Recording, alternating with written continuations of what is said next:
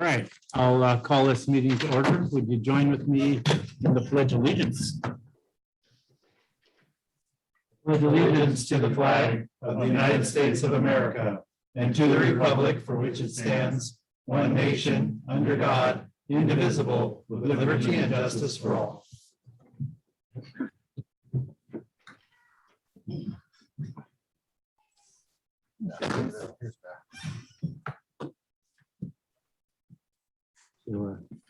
Okay, we're gonna, Kathy, can you do a roll call for us, please? Kathy Swanson, our city clerk. My pleasure. Mayor McGowan, Here. Matthew Lund, Present. John Glondo, Here. and Rustin Weaver is absent. Stephen Harper, Present. Mickey Holtz, Here. Beth Williams. Here. She's present. Okay, and Ken Ratliff. Here. Okay. I'll make a motion that we excuse Councilmember Weaver. And I would second. Moved and seconded to excuse Councilman Weaver. All those in favor with aye? Aye. Opposed? Hearing none, Weaver is excused. Approval of the meeting agenda. I'll make a motion that we approve the meeting agenda. I'll second it. Moved and seconded to approve the meeting agenda as presented. All in favor with aye? Aye. Opposed? Meeting agenda is approved. There'll be more committee reports than are listed, but that doesn't need a motion of the council. Just a note, there'll be more committee reports other than those listed, but that Okay. doesn't need a motion of Yes, the all council. right. Okay, no announcements, appointments, or awards or recognition. We're down to consent agenda. I make a motion that we accept the consent agenda. Second. Moved and seconded to accept the consent agenda. All in favor with aye? Aye. Opposed? Okay, very much. Consent agenda is approved. So under officer reports, first we'll hear from our city administrator, Rob Elum. Okay, thank you, Honorable Mayor, City Council. A couple of things to report. So Mike and I have been working with the railroad to acquire more lease land for the future dog parking. Mike might have more info on that, but that's ongoing. Been doing quite a bit of analysis on the contracts that we have with the police services with South Clayum and Rothland. And also the mayor and I, we met with both cities and we're hoping to come to agreement soon on those contracts. We also have had a couple of meetings with Waste Management going over their contract, and that is still in progress though. A lot of contracts being reviewed and kind of rethought of here. So budget season, basically. Daily planning projects, we do meet with the planners weekly and sometimes more if needed. But just daily planning projects continue to come in. It is a bit cumbersome since we don't have a planner on site, but with Virgil's help and with Megan, our contract planner, basically, I mean, she's given us all of her available time and it's working out. So we're keeping ahead of it or keeping up with it, let's say. And of course, building issues and questions, inspections and permits continue to flood in. It's going fine. It just seems to be taking more and more of my time too. We had a kind of a management meeting this morning. The fire chief won't be here, but he did want me to report that the burn ban was lifted last Monday at 10 o'clock. And so, which was September 20th. So we're okay to have recreational fires and briquettes again. Get those briquettes going, I guess. And that's all I had for tonight. Any questions? Okay, thank you, Rob. Robin is here instead of the planner. Do you have anything to report to the council? I'm further down the agenda, so I'll just. Okay, Well, All I right. think she wanted to point out the list, didn't you, Robin, the list? You all received a copy of the schedule for the budget. You should all have one. of them. Yeah, that's what she wanted to say. Okay. well, I'm glad that he knew that you wanted to say that. I just knew she wanted to say that. Yeah, okay, thank you, Rob Rahman. So here we'll hear from our Public Works Director, Mike Engelhardt. It's one of my favorite crackers. Might be. We lose Mike? Mike's iPhone. It's on mute. We can come back to Hey, Mike, can you hear me? Okay, we'll come back to Mike. We'll Yeah. move on to the Police Chief Kirk. The Police Chief. Hello, Honorable Mayor. Can you guys read me? Yes. Okay. Like Rob was saying, Police Department's been working for the contracts. We're excited to get that done. And the other home front, we did test for lateral police officer. Civil service has not had the opportunity to ratify the list. Therefore, I don't have that yet, but I believe that'll be forthcoming soon. And as far as the update on the body cameras and car camera systems, those are starting to be installed, and GTAC will be on site Tuesday, Wednesday, and Thursday to do any type of final uploads, find out any glitches and fix them, and to provide training for all of the staff. And that's about all I have for a report. Okay. No contact with Mike, huh, Rob? Looks like you reloaded. it. No, I'm back. I had to Okay. switch phones, my new city phone, because of high security. I can't access Zoom microphone. All righty, thanks, Oh. Mike. Yeah. So I'm on my personal phone now, so I apologize. As Rob stated, I've been working with BNSF on some extra lease land for the future dog park. I emailed out to the Parks Committee today to let them know that we are in a holding pattern. When you're working with BNSF, we're on their time. So they have all the information they've requested. We're just waiting for them to review it and approve or disapprove the lease of the land. So once I have more of that information, I'll be sure to forward that on to you. I'm sure most of you have noticed the little black hoses running all over the city the last few weeks. HLA has completed the traffic counts for the grant that we got for the citywide safety plan.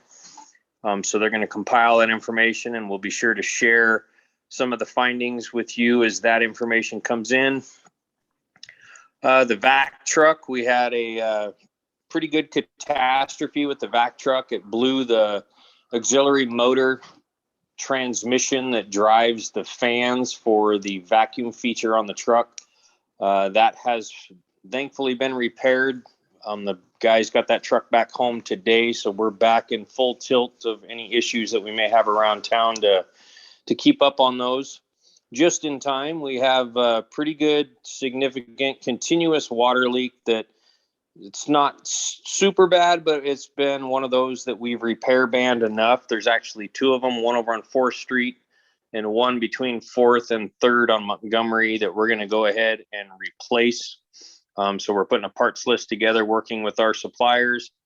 Unfortunately, we can't get that done as quick as we'd like to because they're having a shortage on materials, and the suppliers are having a hard time even getting us pipe. So as soon as that material comes in, we'll get them tasks taken care of. The guys, I'm sure you've probably seen them running around. They're getting everything prepped for winter. You're going to start seeing them out at all the hydrants, getting the snow poles up.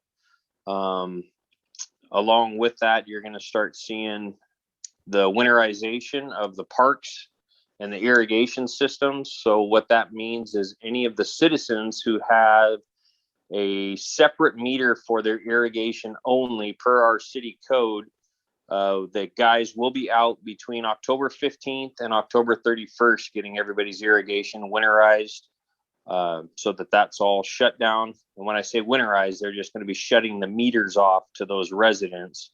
It's up to them to blow the systems out if they wish to.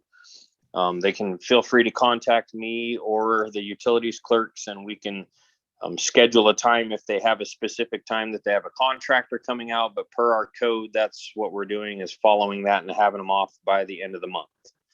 As far as the city stuff, the bulb outs, you'll start seeing those get blown out with the compressors here in the coming weeks, and all the hanging baskets taken down and plants put away and all that fun stuff. So that's all I got for this week. Hey, thank you, Mike. Quick question, Mike. Where do the planters go after they're gone? Like, where's their final resting homes? Could you repeat that? Where do the Stephen? planters I'm go? sorry, my phone is going. When the planters are done hanging, where do they end up going? Well, the planters, the hanging baskets get returned to the downtown association, and they choose to do what they wish with them. As far as the big planters you see on the streets, those will get winterized because they do have water cavities in them. So we will get those drained out, and then we haven't yet determined, but more than likely those will get stored over in the old water treatment plant by the ball fields.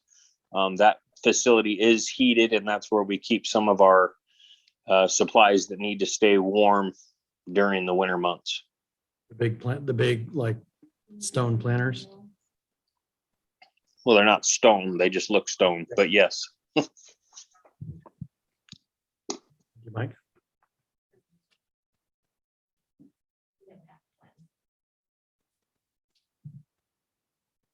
Sounds like they'll take care of it. Okay, so I'm just gonna make a comment what Mike was talking about, railroad lease.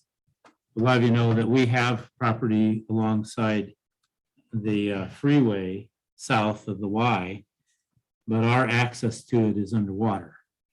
So we're working with the railroad to get a strip of land that's parallel to that comes off the south of the road there, where people can park and get onto that land. Just so people will know what we're talking about. Yeah, we went back to the original dog park plan. Yes, okay. All right, thanks, Mike. So now that's it for officer reports. We'll have citizen comment on non-agenda items. So anyone who wishes to address the council at this time, it sounds like we might have someone here. I would like to. All right, well, come on up.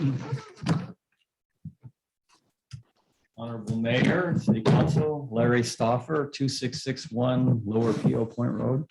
Guess what I want to talk about? No idea. First of all, I was hoping that Greg would be at least zooming in, and if he's not, then perhaps Mayor, you can fill in some of the blanks, but I'm curious if the city will be hiring a land use attorney to assist staff in the development of the staff report for 47 Degrees North. Has that been determined or discussed or decided upon? It has not been decided on yet. It has, yes. And so I'm going to preface, I guess, my questions and comments was I first attempted to have this placed as a public appearance, and it was recommended, no, it should be open comment because then I could get feedback. I'm assuming that's correct. You'd think we've been sitting here long enough, I should know that, but is this the appropriate place to kind of ask questions and get feedback during? It's not? No, it's not. So should that have been done during a public comment? The public appearance, or is there just really no methodology to be doing that in typical fashion? Right now, there isn't any. I see. Okay. All right, then I'll preface this in the form of statements, maybe. Yeah. Okay. I'll do the best I can. Sun Communities is going to have their attorneys preparing their responses and demands to all of this stuff.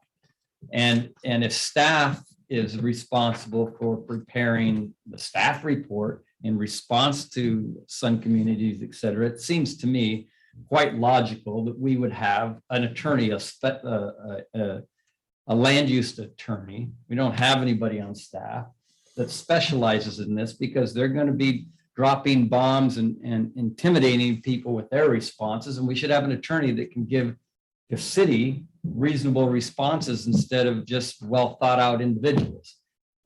So that was my question. If not, why not? And I hope you guys consider that.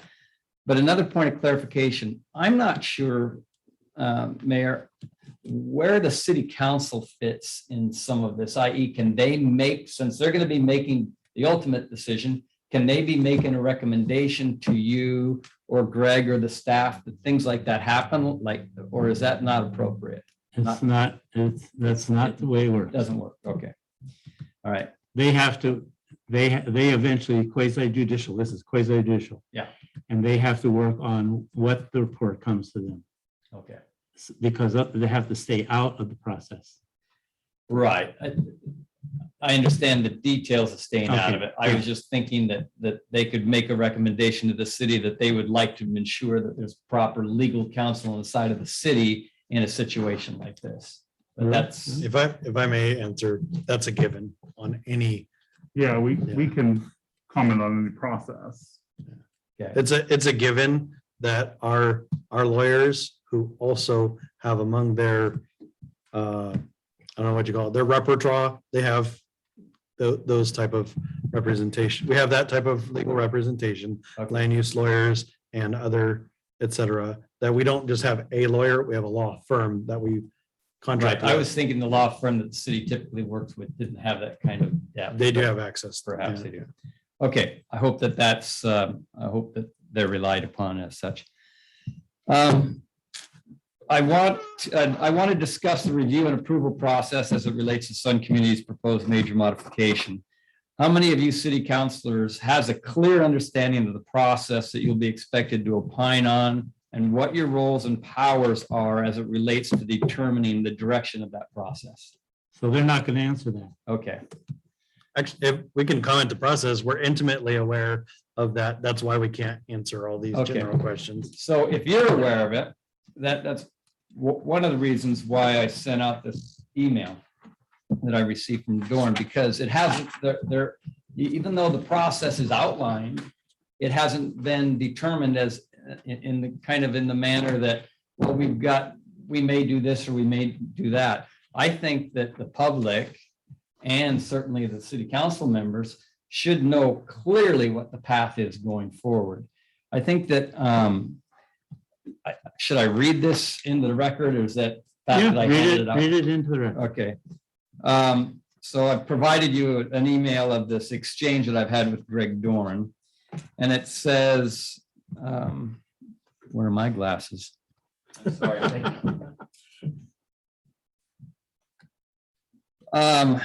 To follow some language out of Sun Community's notice of application, it speaks to a two-stage process where it appears as though the city council votes on the proposed modifications prior to the creation of the new development agreement. Is that going to happen? That was my question to Greg. And then I quoted out of the application, it says required permits and approvals. The proposed modifications are subject to city council review and approval. If approved, a new development agreement between the city and Sun Communities will also be prepared for city council review and approval. The existing development agreement with Suncadia would then be amended, or a new development agreement prepared to govern the development and use of the property to be retained by Suncadia, yada, yada, yada. You've got the rest of it. So his response was, good afternoon, Larry. It is possible that the public hearings may be consolidated. That remains to be determined. There may be a benefit to distribute the draft development agreement with the recommended conditions of approval so that the public can comment on both documents at the same time. The default position is that it will be a two-step process as described in the application. If there are any changes, it will be addressed in the staff report. Now, that process is in conflict with other processes that are defined within the city rules, but now that I've got that answer from him, which, as you know, I did not get an answer from him, which is typical when asking Greg any direct question. I get a circle and maybe this, maybe that. I think that the city council should know what the path is, as should the public. It shouldn't be subject to the whims of any particular staff member. I don't think it should just be identified. The application states that the application is subject to council review and approval in advance of the preparation of any development agreement or any recommended conditions of approval or public hearing, including the participation potentially of a hearing examiner. So it appears to me that the council has the right to call for a vote on whether or not to approve the application, which is incomplete anyway. But it seems to me that based upon that, that the council has the right to call for a vote on whether or not to approve the application at this time and should do so. I don't mean tonight, but just generally. If someone disagrees, then the council should request a detailed reason why they don't have that right and obligation. Additionally, the council should request a very specific path forward outlining the process. This stuff is all conflicting. It's all mixed up. Again, we've got an application that isn't even complete, that we've already had public comment on. There's just lots of stuff that is out of whack, in my opinion. That's one reason I was calling for an attorney, because I think this is getting screwed up. The city shouldn't spend any more time or resources on this matter until this issue is dealt with, in my opinion. And I hope that the council or somebody asks for clarification on that point, because the way I read it, the council has not only the option, but potentially the obligation to vote on that application at this point before anything else happens. So thank you. So I'll pass this on to our attorney. Okay. And then we'll find out. And then will the city council follow through and request the feedback? We'll see what the attorney says. Okay. All right, thank you. Thank you, Larry. Okay. Okay, any other citizen comment? Honorable Mayor and City Council members, my name is Mark Myers, last name Myers, address 930 White Road. We live just west of the Elum Airport.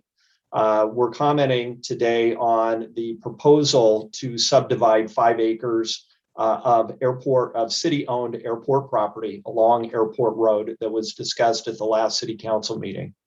As you may know, the western portion of the western part of that parcel is bordered by the younger irrigation ditch, which then runs along Airport Road along the southwestern boundary of that property.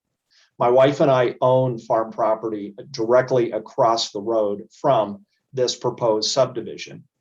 As you may know, the younger ditch appropriates water from the Yakima River, runs through the eastern portion of the city of Elum, and then along the Airport Road area out to the airport, and then crosses Airport Road from north to south through a limited capacity culvert directly to the eastern boundary of our property. We're commenting here because in years past, there have been a number of developments proposed in this general area that have proposed directing stormwater into what the developers call an unnamed ditch. Well, this unnamed ditch is not unnamed. It is the younger irrigation ditch, and it is illegal to discharge stormwater into an irrigation canal or irrigation ditch that then returns the water back to the Yakima River. And we've so commented on other proposed developments objecting to the direction of stormwater into the younger ditch. You know, the reasons are fairly obvious. Number one, it's not only illegal under federal law to do so, but it's also adding capacity, water capacity, to a ditch that's not meant to take that capacity. And it subjects those properties around the airport to flooding. And so, you know, we don't object to the subdivision. We don't object to the proposed land swap. But what we are concerned about, both my wife and I and our neighbors, is a development in this area that, again, will create impervious surfaces that stop the infiltration of stormwater into the ground, recharging the aquifer for all the new wells that are being dug in these areas, but then discharging that water in a capacity that the system is not able to accept. And so to avoid flooding of our property and our neighbors' properties, we just ask the mayor and the city council to be concerned in this land swap that it does not directly and adversely affect the neighboring property owners, that it does not propose to illegally discharge stormwater to an irrigation channel, not a stormwater channel, and that it takes into account that there is limited capacity for any water to transit across Airport Road from the city's property along Airport Road to our property on the south side of Airport Road.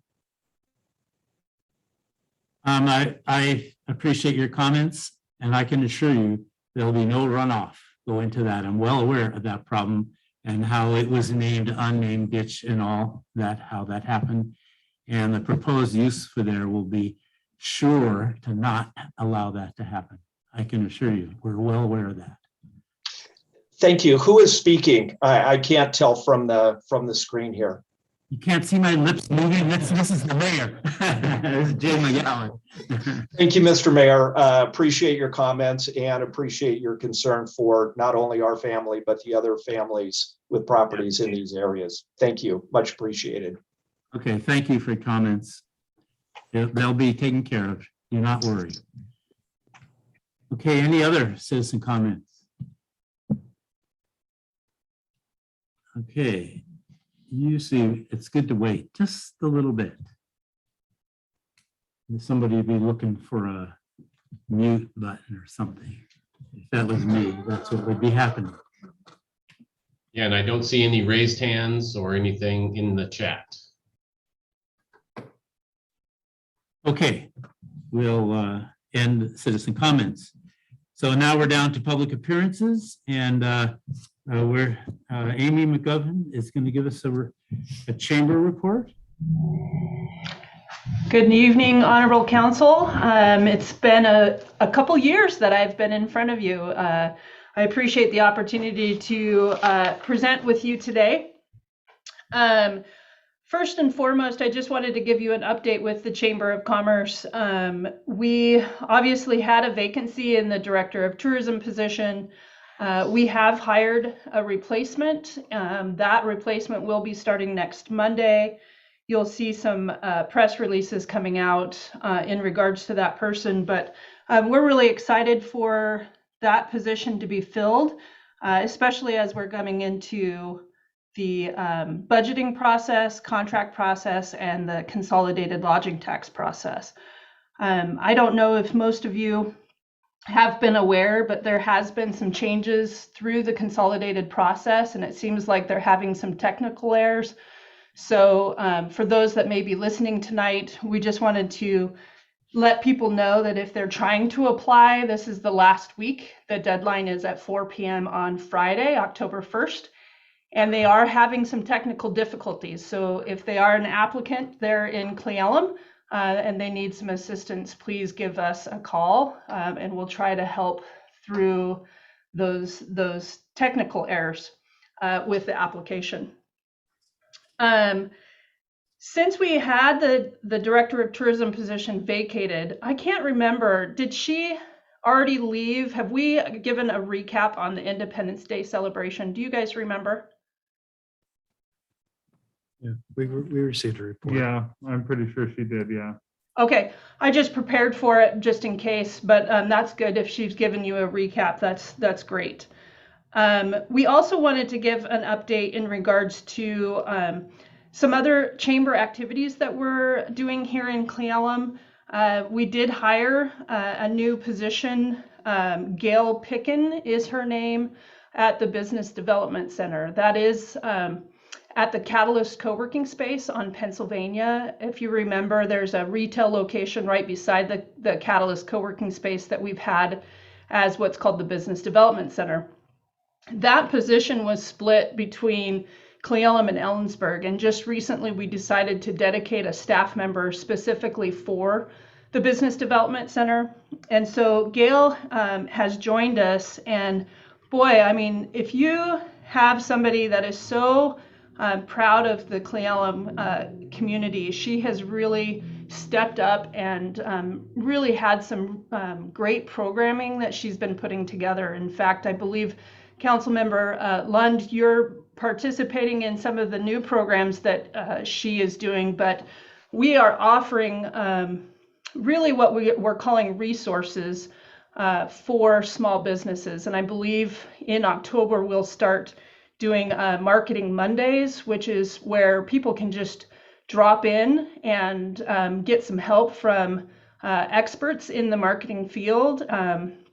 So there's just some programs that we're going to be doing. We're going to be doing some early morning small business roundtables. So all of that's going to be starting in October. So we're really excited to have her on our team and hopefully provide some real good programs for the small businesses there in Cle Elum. The other thing that I wanted to update you on is visitor information operations.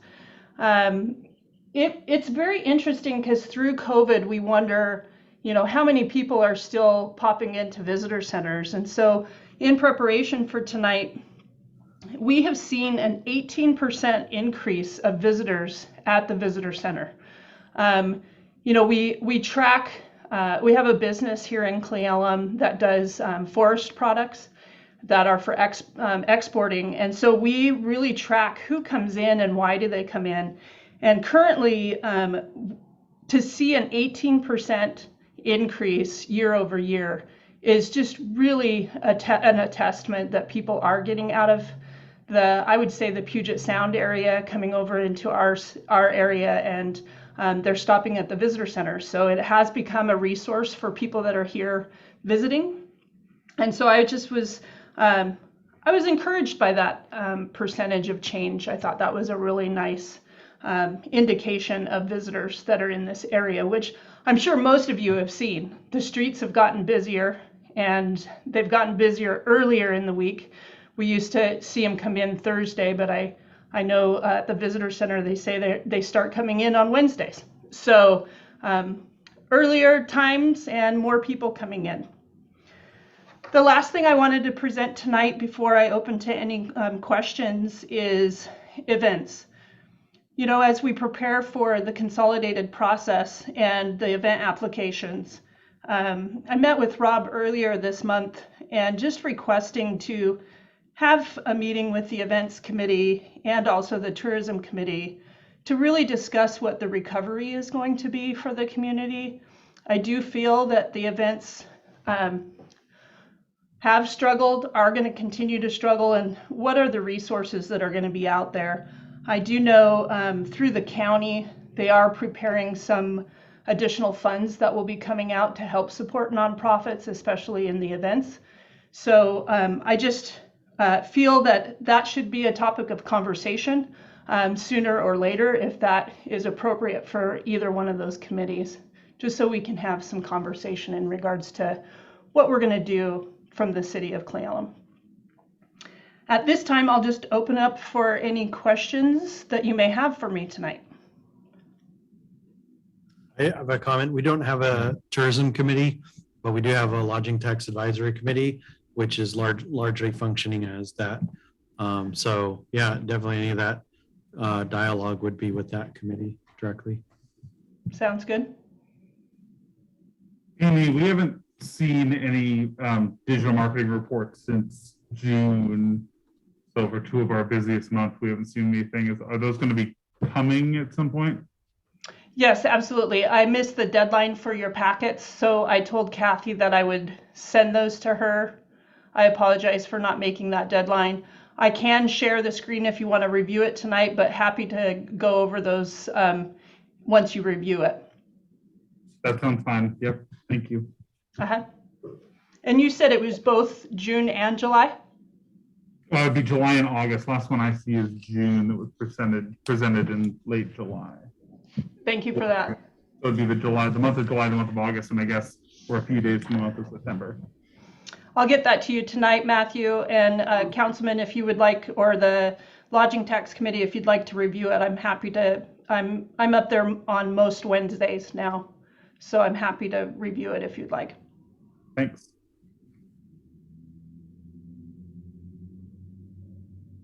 It looks like it, Amy. Sounds good. Thank you very much. Thank you, Amy. Next, it says here that we're going to hear from the Cleveland Downtown. Oh, Debbie.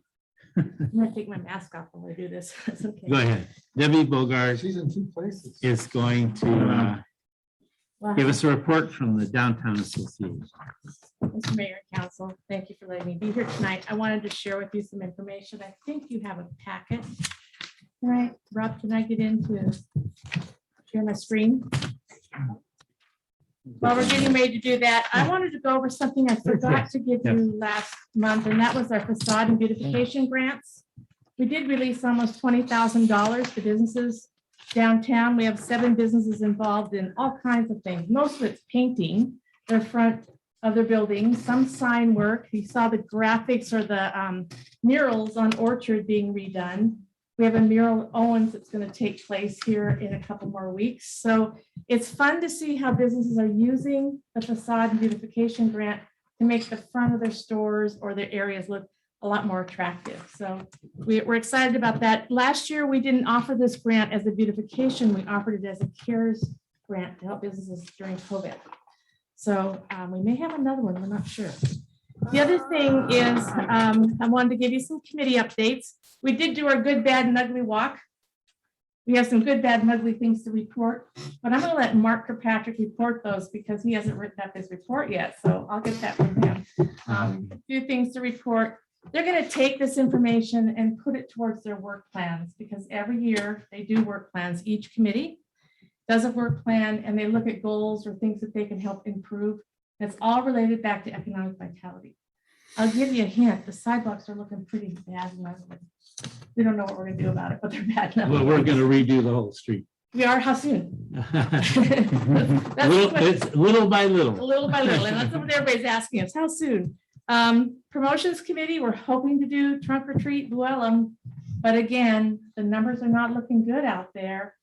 So we've got 3 different ways we're looking at it. We have approval from the city to do it, but we may have to come back and ask for some modification approval. We're waiting October 11th, we'll make a determination. So we are going to do a scarecrow contest this year though at the Y Park and our pumpkin pass. So we're gonna have some fun, but we may not have the full trunk or treater down the street like we used to do. We'll see. Next month, I'm gonna release our new branding and website. You'll get to see it. We're excited about what it's gonna look like. The website is literally a hub. It's a hub for all of our information to come in and out of. It's a marketing hub for us, and it's gonna have some really great resources in it for us to start using. We're also working on what is our economic retail impact downtown. Again, how do we get people inside the stores? How do we get people through the front door of our downtown? Some training that we're going to do hopefully here in the near future. We continue to have new businesses opening up, as you guys know. We also continue to have new businesses that are going to go up for sale. So we're looking for resources on how do we attract and fill those spaces with businesses that are retail oriented and will bring additional vibrancy to our downtown. So some of that is going on. I want to comment on my staff for a few minutes because I think they need to be bragged about. Taryn Lund came on board a 1.5 years ago. She's been working with me, going through a lot of training and development. And she's really stepped up with doing program events and helping my right-hand person. She's taken on a lot on her job. It's more than programs and events. This last summer, she did the public market. And she did an outstanding job with the public market, something we've never had. She's increased our social media. We are something like 453% more involved social media. I forgot to put this in this report, but it's amazing what's happening through our social media and our Instagram and our advertisement and the reach that we have. I'm going to share a couple things with you. It has really taken both of us to do this job and do it really well. And so the board has decided to hire a part-time promotions and marketing person for us, which we have brought another person on. Nikki Everett has joined us this past week. She's going to take on a lot of that social media promotions, newsletters, website management, and also increasing our volunteerism. Because if we do events, we need more and more volunteers. We can no longer do events with a small number of volunteers. There's too much to monitor with COVID going on. We really have to be on the street, out there, making sure people are safe, not telling them what to do, but just making sure that things are safe for them. So that's something that we are working on. Let me see if I don't know if I can share my screen. I can't see it. You should, I made you a co-host, Debbie. I have to go out of, I think I might have to go out of my meeting. Matthew will help me. Come to the rescue, Matthew. Just because I wanted to put some numbers up so the audience can see it.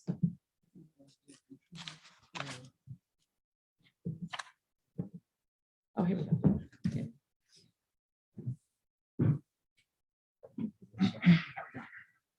Well, I'm sharing the wrong thing now.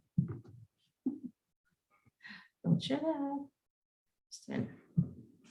Sorry, excuse me for a minute for being a little bit slow. Hand it up. Take your time. Oh, you guys don't want to go home tonight? We have a light agenda, so. Okay, here we go. What it is, oh no, you don't want that one.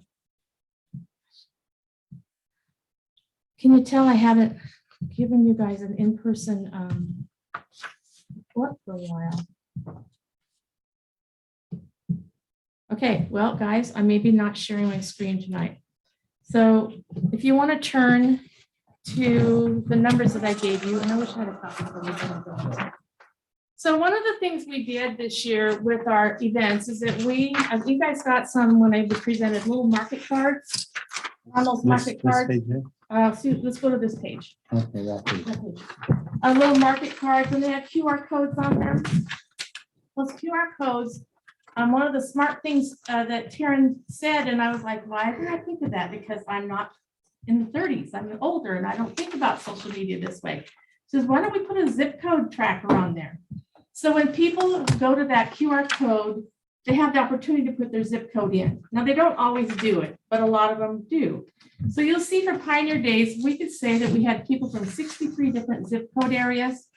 For Public Market, we had people from 42 different zip code areas, including other states and international. We had Mexico and France visit us during those times.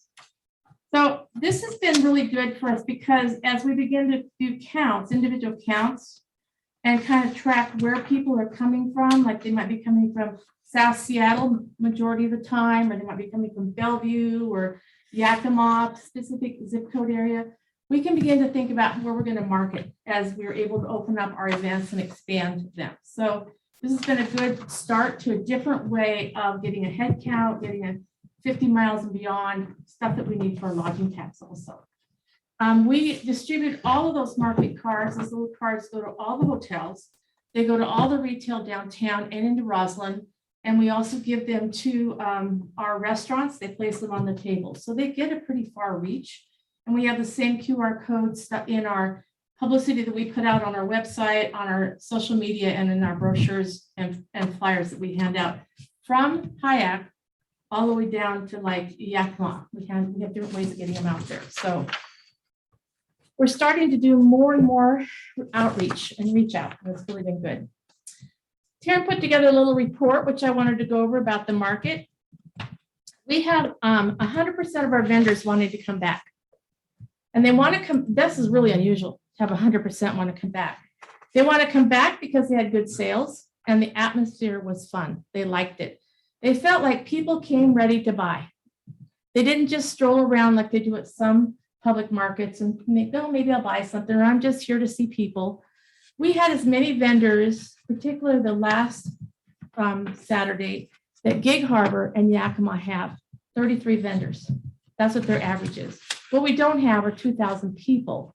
That's what they have. We have about 700 at our markets. It was 4 times. It went well. We have a good list of more marketing folks that want to come back. So not only do we have, go to the next page, 33 vendors the last day, there were a lot of them that didn't come that last day. So we probably have about 45 vendors altogether who are anxious to come back next year. And we don't know what next year looks like, but we will be having this. If you look at the sales by month, because this is not a 100% report, but we asked our vendors to share, what was your average sales? How much did you do that week? So this is probably about 2/3 of our vendors reported. We had anywhere from $35,000 to over $12,000 the last weekend. That's pretty good for a little public market in Cleveland. That's really good for a little public market in Cleveland. And people were pleased, very pleased with their sales. I was surprised that baked goods, flowers, and crafts were the main thing, but specifically baked goods. And we have 509 Bakehouse and the bakery, but people love the pies, so they love the stuff. You can see that we had over 1,314 website viewers going on to our QR codes and trying to find out what's going on at the market that weekend, because we listed and marketed all of our vendors that were there. And we have part of the vendors, I would say half the vendors that are from Elum that don't have their own storefront business, they're entrepreneurial, they really are interested in doing more markets, and we're working on that. Where can we give them weekend or year-round market opportunity? That's a goal that we want to look at for this next year. So, because entrepreneurial businesses are the #1 growth in businesses across the United States, actually across the nation, or internationally. So anyway, we're excited. We're excited to see what's going to happen this fall. We're planning for Christmas in Cleveland also. I don't know what's going to happen. COVID, it's a problem for every city. So, any questions? Okay. Thank you, guys. Thank you, Debbie.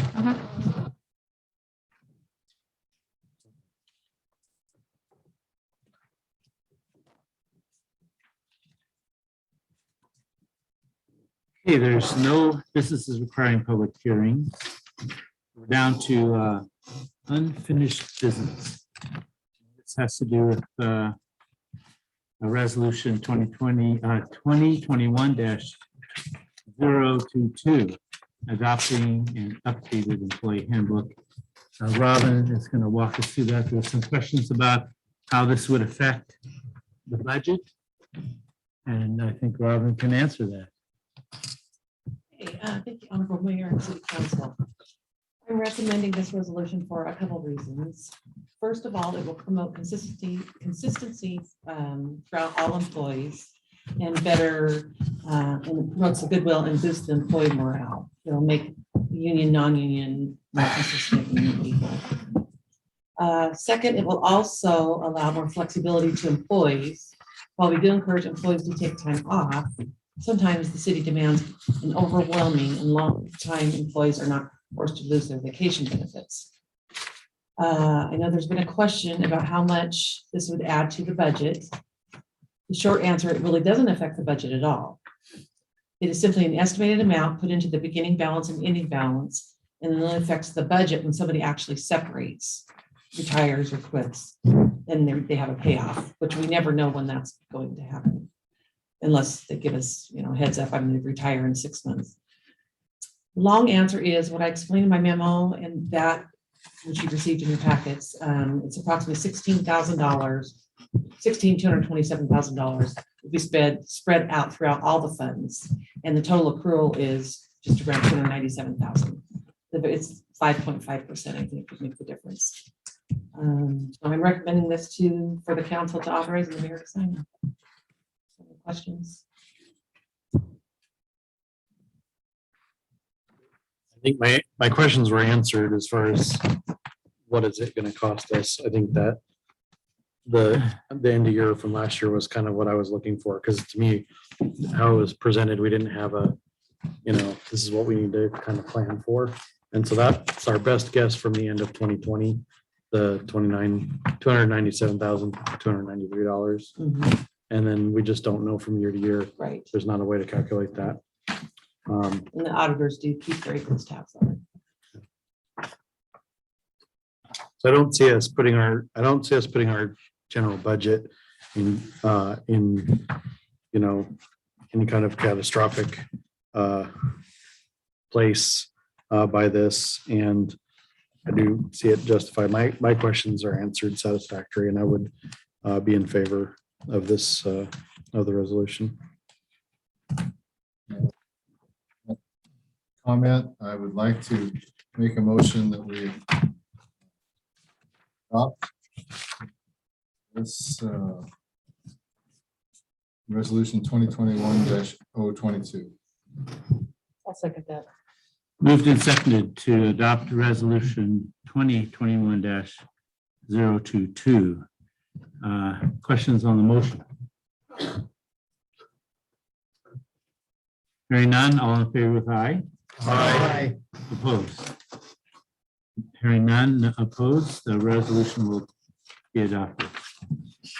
Okay, now we're down to new business, and this will have Ben and from HLA explain to us the non-discrimination agreement.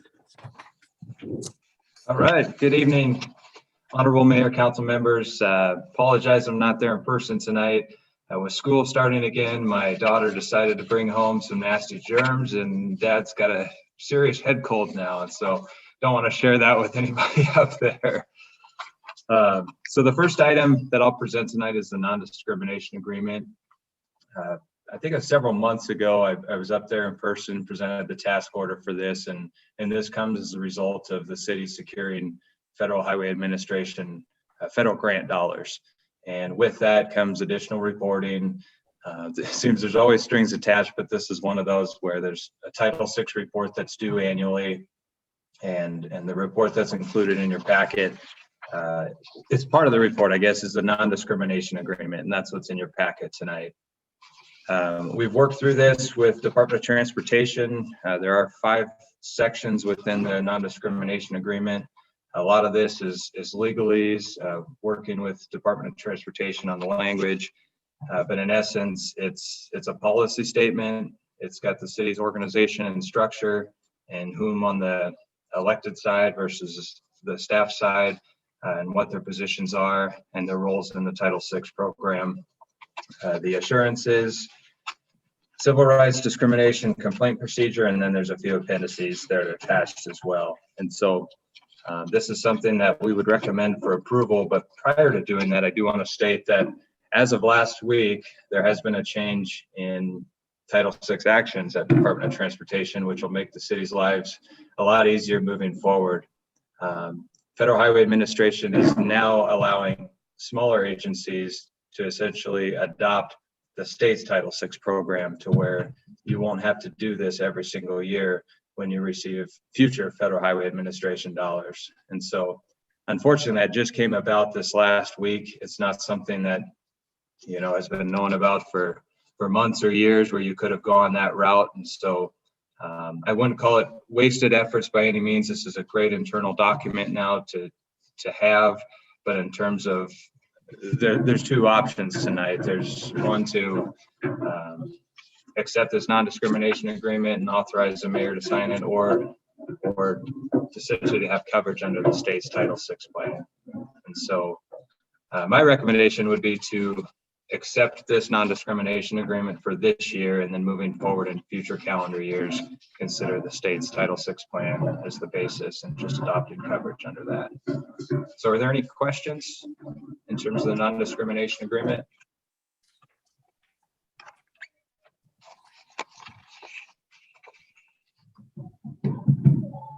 Really read. But I was waiting for that comment. Very important, Ben. Thank you for your work on it. But there is a good, the paperwork's here. There's a Absolutely. complaint form, you know, it's very thorough. Yeah.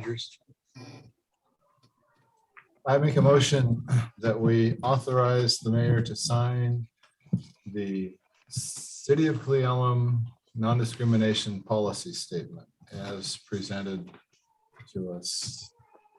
Second. Moved and seconded, to authorize the mayor to sign section 1, City of Elum non-discrimination policy statement. Questions on the motion? I have a question. So it was first stated as policy, and then it was stated as, I forgot what the word you just used, but it was another one. Just for clarity, non-discrimination agreement between the city of Elum and HLA as presented. Would that be the clarity, would that make clarity of No, motion? not HLA. This is with the Federal Highway Administration. That's correct, with FHWA. Then that makes it clear, but I guess at one point it was called one thing and one called, we're talking about this document that I'm holding before me. That's The what- non-discrimination policy statement. Yes, it's on the backside of the first page, right? So we're, Well, Or not that's a first page. statement, Oh, and agreement. everything else Yeah. is the document. Yes. The whole thing is what we adopt. Yes, so we're adopting the agreement and we're authorizing the mayor to sign the statement. yeah. Then that's clear. If that's the intent of the motion, I would stand in substantial support of it. Any other questions on the motion? Hearing none, all in favor with aye? Aye. Those opposed? Hearing none, the mayor will sign the non-discrimination agreement. Okay, next, we still are going to hear from Ben Annan of HLA, and this has to do the Second Street Pathway Consultant Agreement. All right, so dovetailing the Federal Highway Administration federal grant dollars that we talked about in the last item, this next project is of that such where we do have Federal Highway Administration dollars supporting this next project. And so we have talked about this project over the course of this year, originally in the 6-year transportation improvement plan. Before that, there was a funding application that was prepared, submitted, and ultimately awarded FHWA grant dollars. There's a process that has to be followed anytime there's FHWA funds involved in a project. And the next step in that process is the consultant agreement before design efforts can be initiated. I think it was about a month ago that the council approved the city selection, staff selection, or recommendation for selection of a consultant, and HLA was selected. This past month, we've been working with staff as well as certification acceptance oversight at Kittitas County. So again, anytime there's FHWA funding involved in a project, the county engineer has to be involved in each step of the way to make sure that the process is being followed and that we're hitting all the boxes on the checklist with the FHWA funds. So with that, we've prepared a scope and the agreement that's included in the packet. We'll walk through the scope real fast just to make sure everybody's on board with what all is involved with this project. Again, with FHWA funds involved, there's a lot of documentation that you may not normally have on a project. And so if it's of value, I'd love to walk through the scope of work, but I'm certainly mindful of your time tonight too, if you want to just cut to the recommendation. Could we just have a brief summary of mostly where the path is going to go along? Perfect. So nothing's set in stone at this point. In the funding application, the pathway was shown on the south side of 2nd Street from Stafford Avenue clear down to Floral. So it would essentially tie in with Progress Pathway that goes up to the schools and then serve the rest of town to the east. It really bisects the city, which will be a really nice asset to the city long term. But it is planned on the south side of the road at this point. So walking through the scope, we've got several sections identified there. The project management and funding administration is the first one that's listed there. This is primarily with all the requirements that are tied to the federal highways dollars. So each month there's a report that goes along with the work that was completed. There's forms that have to be prepared that we provide to Robin that she then submits to Department of Transportation. And that's how the cash goes from the Federal Highway Administration to the state to the city. And each month that has to be done with progress reports. There's also a lot of coordination and approvals with Kittitas County as the CA oversight entity. Let's see, we'll also maintain the project schedule. If there's any other agency coordination, such as DOT, being that a portion of this is on State Route 903, that's where that coordination will be handled as well. We do say up to 2 city council meetings to address any technical aspects or essentially presentations to the council, but we've got a lot more for public presentations involved here as well as we work through this scope. Environmental compliance and permitting. Anytime there's federal highways dollars involved in a project, you have to go through the same process, whether it's a simple project such as the citywide project that's going on right now with the traffic counts. That's the same process as a $50 million project. You've got to go through NEPA and cultural resources surveys. It really doesn't matter on the magnitude. There's some exemptions, but a lot of times it's the same process there, as is the case here. There will be an opportunity for public comment early on during the SEPA process, and we'll prepare the SEPA checklist and administer that process with the city. Moving into the 30% design, the intent there is to do a full topographic survey of the entire 2nd Street corridor. That way, if it is on the north side or if it is on the south side, we still have flexibility in terms of the final location of the pathway. And with that, it won't just be a surface topographic survey. We're going to dip every manhole, every catch basin to really get a better handle on what currently lies underneath the surface in 2nd Street, as there's a lot going on there with existing utilities, the storm system, et cetera. And we'll do notification to all the private utilities to make sure that we've got all their facilities accounted for as well, in addition to the city utilities. What we plan on doing once we get a preliminary design concept on paper is basically having a block by block printout that we'll have at City Hall one evening, kind of like we did with the 1st Street corridor for the downtown planning, where we open up the City Hall for a couple hours for the public to come in, look at the boards, see where they live, see how it impacts their business, and have the ability to comment on the 30% design. And then once we go through that, we'll go ahead and compile all the comments. We'll have a meeting with city staff, make any adjustments in terms of locations, and then continue into the 60%,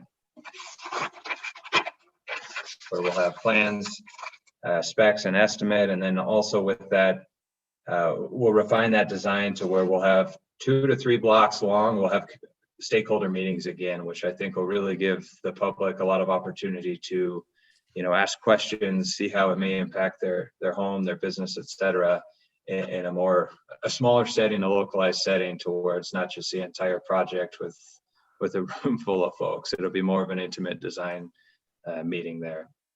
And then working into the 90%, the detailed plans, detailed estimate, detailed specifications, and then ultimately getting the bid package together where it will be ready on the shelf, approved by all the agencies, the city, Kittitas County, DOT, and then we seek construction funding to actually build the improvements. That's the part that everybody waits for.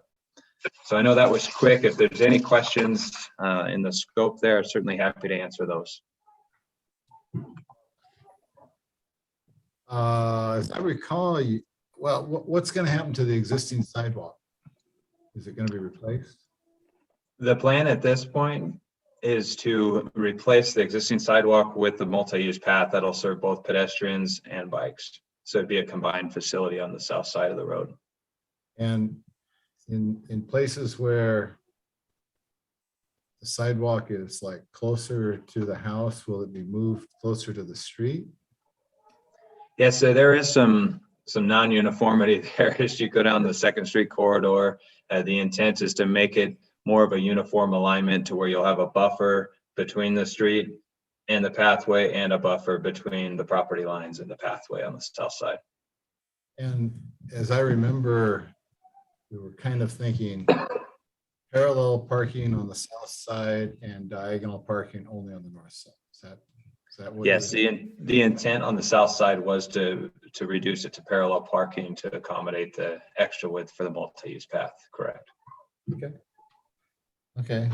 Again, nothing is set in stone. That was just the concept that was provided with the funding application. There's a lot of flexibility there. And that's where we definitely want to hear from the public and at those stakeholder meetings to get input there to help drive the decisions on the design. And just reviewing the funding comes from Federal Highway Administration. What, 100%, 90%? Do you recall? Or Yes, 86.5%, which is fairly typical of Federal Highway Administration grants. With the citywide safety project that's currently ongoing, that was through the Highway Safety Program, which the last year and a half, they've actually been awarding local agencies 100% funding, which has been spectacular, especially in this COVID environment where, you know, a lot of the revenue streams have been reduced for local agencies. But this program is the traditional 86.5%, which leaves the city portion at $34,900. Okay.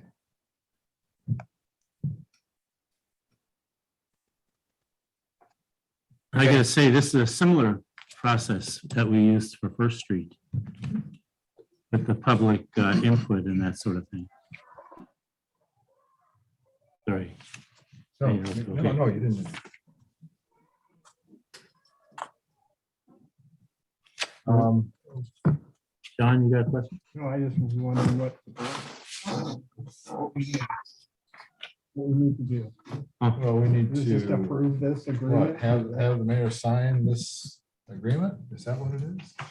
Yeah, if there aren't any other questions, I would recommend authorization for the mayor to sign the consultant agreement as worked through with city staff and approved by Kittitas County as the CA. So moved. Second. Oh, You got it. go ahead. Okay, it's been moved and seconded to authorize the mayor to sign the professional services consultant agreement. Questions on the motion? Hearing none, all in favor with aye. Aye. Those opposed? Hearing none, the mayor will sign. Very good, thank you. All righty, thank you, Ben. We'll be working on that. Actually, yeah, a lot of you, probably Matthew sees it as well as others. The progress path gets used a lot. A lot. There is a lot of kids that are on that path. I use it. And the flashing crosswalks, the police have been enforcing that. And there's that's very helpful. It gets used, it's been a real benefit to this community. And then the Upper County needs to think about it a little bit, but that path needs to go on all the way up to Roslyn, actually. Absolutely. So we, it's been talked about. We'll work on it.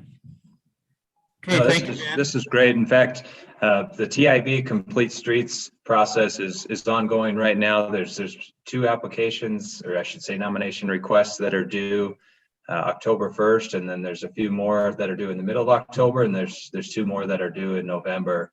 We've been actively working with some of the nominators to showcase a lot of the efforts the city's been doing these last couple of years, and it's things like this tonight when you say how much use Progress Pathway actually gets.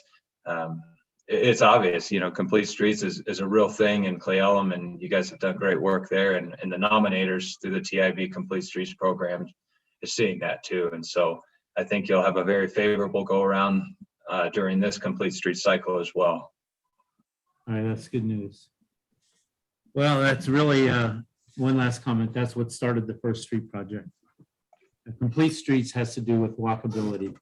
People can get around and it's better for the health. Okay, thank you, Ben. Thank you all. Okay, now we're down to committee reports, and the first one we'll hear is the Pangrazi committee report. All right, so we're presenting to the council for their deliberation. We have 2 applicants that were named, Susan Klein and Larry Scholl. And they were both named for their service to the community. Larry in his service with the Kiwanis and other projects, and Susan Klein for her volunteering and work with the Putnam Centennial Center and again, other community projects. And so both very deserving of the award. And our final recommendation to the council would be Larry Scholl. And that's our recommendation. And then we just need to, as a council, hear any other comments from council members and then vote. I was a nominator, so I'll be abstaining from the vote. Same here. My name is on the nomination. It'd be easy one for me to veto. Yeah, but again, very, again, two very deserving nominees. Well, I make a motion that we accept the recommendation of the committee for the Pangrazi Award this year. I Which would is to second. Larry Scholl. And I would second. Moved and seconded to present the Pangrazi Committee recommendation of Larry Scholl for the Pangrazi Award. I just want to say Susan is wonderful, and I think we need to keep nominating her. And but I'm very impressed with Larry, not only what he's done through the years, but this last year, the new Kiwanis sponsored and kind of ramrodded by Larry structure in the park is a major contribution to the community. Just amazing. And that's only the beginning. He was instrumental in helping us get stuff for the playground. He got paint donated for the mural. I mean, on and on. that man just yeah, does amazing. He's amazing. He was hauling wheelbarrows of concrete during the, And Susan's very deserving too. Yeah, again, it's really hard. So, Yeah. Okay, any other questions on the motion? Hearing none, all in favor with aye. Aye. Opposed? Okay, the award goes to Larry Scholl. Other committee reports. I'll just say that the utility committee has met regarding broken pipes, and we're still meeting. We're still deliberating. Any other committee reports? Yeah, the Lodging Tax Advisory Committee has two recommendations for council. We said that we would be meeting with the Downtown Association and Ms. Temple. And so we come back, and after having fine tooth combed all the line items of the application, then we would recommend funding it in its full amount now. We recommended the funding in the initial amount, but now we're recommending it in the full amount, somewhere in like $38,000 or $39,000. But whatever the full amount of the application, that's what we're recommending and seeking council approval on that. So we need a motion for that. Yeah, so I'm recommending, and then I would move that we fund the application presented by the city of Elum and the Downtown Association in its full amount. This is in regards to the Christmas lighting. Okay, moved and seconded to provide additional funding for the lights, is that right? Yeah. For the Downtown Association. Questions on the motion?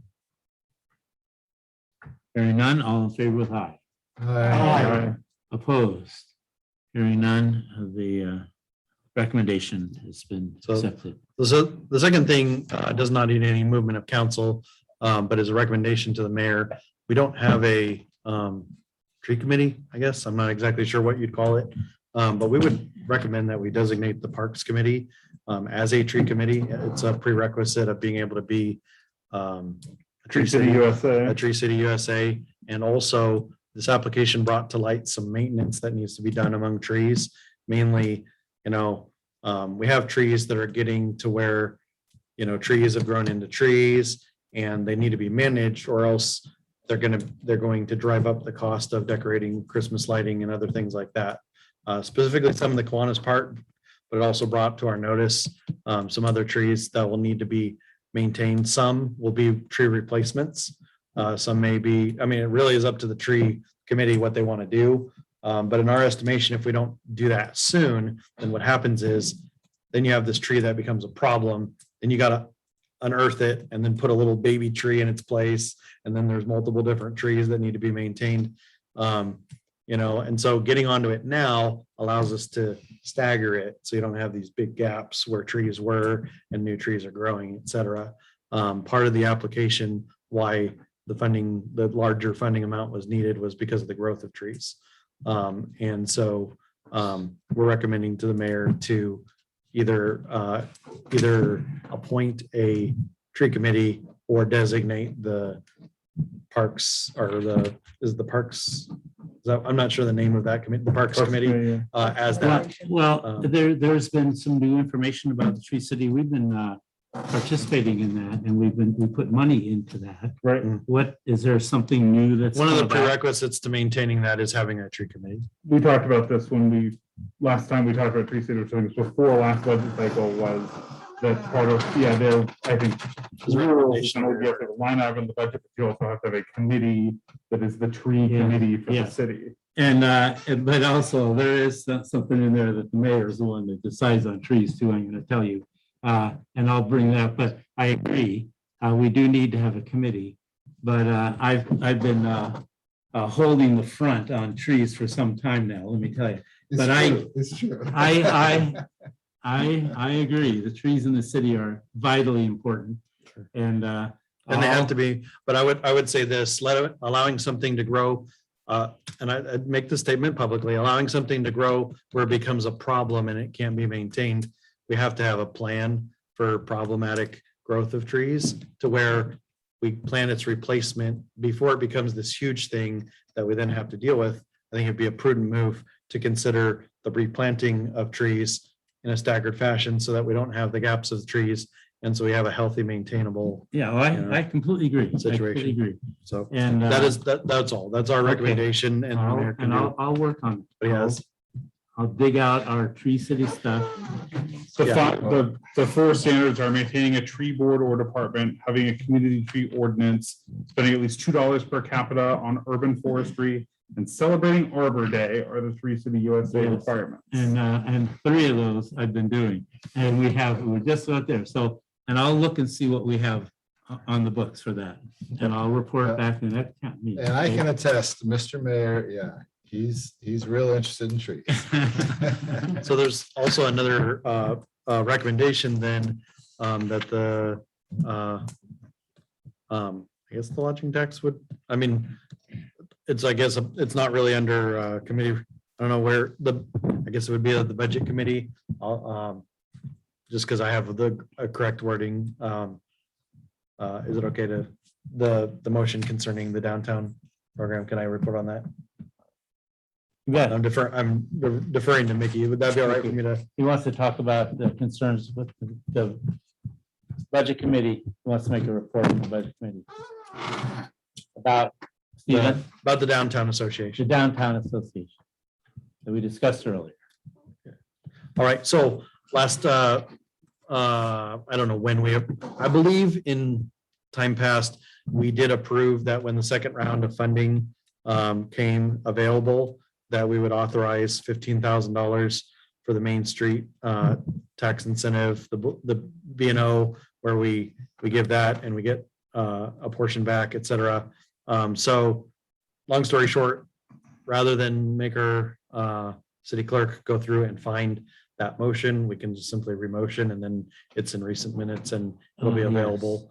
And so I motion to approve the city of Cle Elum contributing $15,000 to the Main Street Tax Incentive B&O program in support of the Cle Elum downtown program, and seek a second. Second. It moved and seconded to authorize the city to, how do you say that? To approve the city of Cle Elum contributing $15,000 to the Main Street Incentive B&O program in support of the Cle Elum downtown program. It's been moved and seconded to do that. And we did that last year. Is that right, Debbie? We did it at the beginning of the year. And so now that the second round of funding is becoming available. Yeah. So we would like to do more. So if we've already done it, it is budgeted already. Correct. I believe it's certainly available. We get 75% of it back, whatever we give into it. So it's kind of a no-brainer. Okay. We're spending $15,000 and then getting 75% of it, Sure. back. Sure. Yeah, and tax credit. Win-win. Yeah. So let's see, is that a motion? That is the motion. Motion second. And a second. Okay, all right. Questions on the motion? Hearing none, all in favor with aye? Aye. Aye. Opposed? Okay, the motion is passed. And the last thing I would like to thank the mayor and treasurer and the budget committee for their work on the budget. And we project, as you've seen on the little list, that you should be able to get the draft balanced budget by the 1st of October. And we would recommend that you bring any concerns, questions, et cetera, to the treasurer so that then she can bring them to our committee and we don't create a quasi quorum or a quorum situation because she can bring them, anonymously and in her own way to us. And so direct correspondence from council members to the committee, I don't believe is legal, but certainly not advised. But if you could talk to our liaison, the treasurer, to answer any questions and to also, she will express to us concerns and comments. That way we can vet some of these things before maybe possibly public discussion. That's what we're requesting and you can do what you will from there. We're down on the end of this right now because we only have 4 more meetings before the end of the year. We have to have the budget passed by January 1 because insurance policies are due the first year, so we need the money immediately. So it's really important if you have any thoughts or pauses that you might pause it a little bit to get them in so that they can be reviewed at the next meeting and put forth. We actually only have 4 more meetings before the end of the year. I know it's hard to realize that, but we do take Christmas, New Year week of the last one off during the year. 2 in October, 2 in Yes. November, 1. in 2, December. okay, So 5, 5. excuse me. And we have, we just passed out a schedule. So sometime between October 1st and Meeting. November 8th, could we have a study session to go over the budget? And I'm a broken record here, but Yes. Yeah, I think that I would certainly be in favor of that. because I look at a bunch of numbers and I don't necessarily know what I'm looking at, and I don't generally know what changes. It's helpful to have people who live in this document give everyone else good visibility about what's in here, why the decisions were made and all of that. I think that's an important discussion for us to have and for the public to know, since it's our guiding document for the city for the next year. Yeah. Can we schedule that Okay. now? I don't know. I have to see what the calendar is. Schedule a study session. I gotta see what the calendar is. Before, where's our budget? Let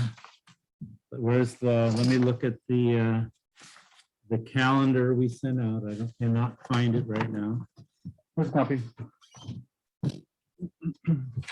And I don't know, let's see.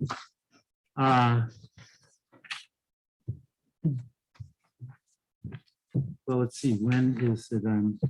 I don't know which meetings. So these are next meetings. So let's see. The next one's on the 11th. So we have the 11th. Well, that's Columbus Day. Are we having it on a holiday? Yeah. That's a city holiday?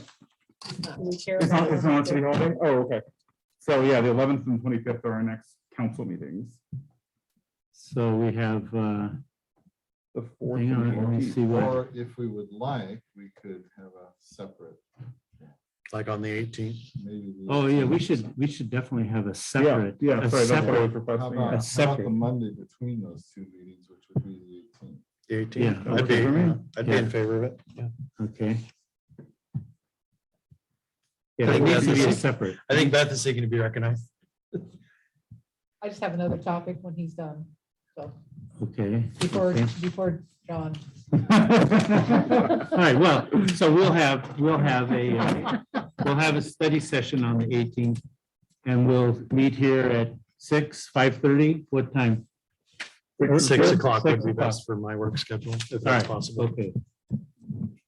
All right, Thank you. okay. All right, now you have something? So speaking of work sessions, we need to set up a work session for our council member handbook that we presented last meeting. Yes. Well, we were supposed to get a month, weren't we? Yes, Yeah, I was at thinking least. maybe 2 weeks beyond today, or 2.5 weeks, since we're already killing the 18th. November 15th is our in between, Okay. not Thanksgiving weekend Or November 1. or November 1.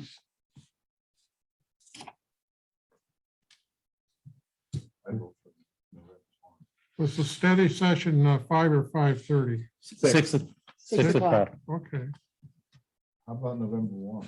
Works for me. Okay. We'll set a study session for that. Totally messes up Monday Night Football, you know? DVR and don't ask anyone.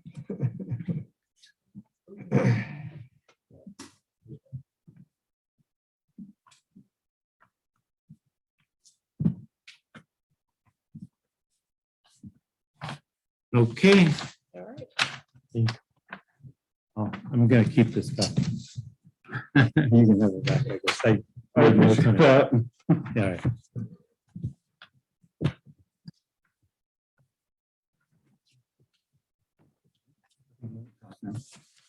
That's all I had. That's all you have. I don't want to jump the gun. All right, well, let's sit back, think about this a little bit. Mr. Mayor? Yes. I can make a motion to adjourn. You sure? I'm sure, yeah. Means adjourn. I didn't want to think about it at all. Mr. Mayor, Council, thanks. Yes.